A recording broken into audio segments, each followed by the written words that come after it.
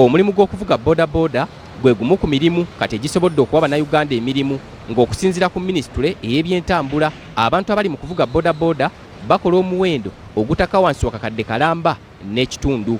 Wabula gye bakomye okubeera abangi mu mulimu gw'okuvuga bodaboda n'ebikolwa ebimenya amateeka naddala ag'oku kkubo byeyongedde. Kale kino kiwaliriza abakulu b'ekitongole ekiruŋŋamya eby'empuliziganya ki Uganda Communications Commission okutegeka omusomo gw'abagoba ba bodaboda okubalaga engeri gye bayinza okuganyulwa mu mulimu gwabwe. Ogende Kenya by the way, it's very hard okusasuza cash. Okusasula wa boda ba mugenda olyokosa payment system. Naye ate ffe bwe twali tuli big tunayiga tutya ebintu bya payment systems. Twasiga tulina okuyiga engeri gyakosa ki gyakosamu amasimu gano. James Beronda okuva mu Uganda Communications Commission agamba nti balaba nga kikulu abagoba ba bodaboda obutabaleka mabega ku mulembe gwa digito era babanguddwa mu ngeri gye bayinza okukozesa omutimbagano okumanya amakubo okuddukanyizaako emirimu gyabwe emirala. This phone is your computer.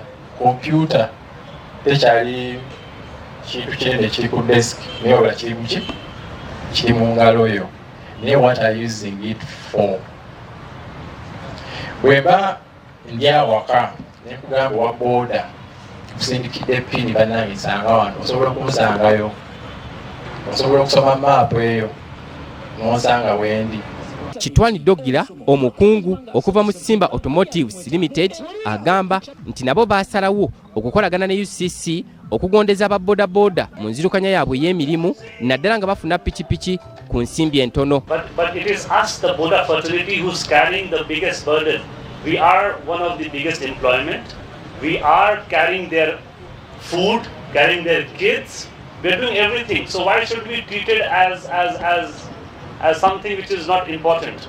Abamu ku bannamikago bagamba nti abagoba bodaboda okubabangula mu tekinologiya n'omutimbagano kyakwongera okujja abangi mu bikolwa ebikyamu. It's a very wonderful program because it is going to improve the security of boda business, the security of the rider, the security of the equipment, the bodas themselves, but most importantly also the national security. Enkola ya digitalization ebeyamba nti bano bombi baba bamanyi nti ono mujjewa era mututewa. Waba waliwo ekiba kiguddewo oba accident or the unfortunate an attack mukubo mu kunoonyereza kiba kituyamba okumanya abantu bano bombi babadde baani.